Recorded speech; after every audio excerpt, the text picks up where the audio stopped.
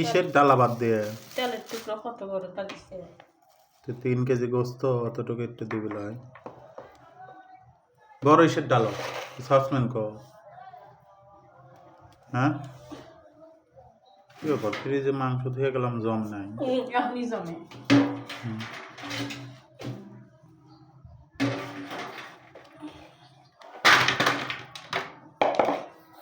3 KG তো 3 সপ্তাহ যাবে না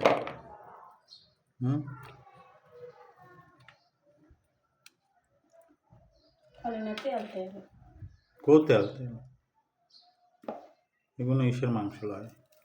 বুকের অল্প করে রান্না রান্ধো আর মার মিশে রান্ধো একটু রান্ধি হ্যাঁ ওই কটি রান্ধো আর ওই কটি 3 টোপলা করে তো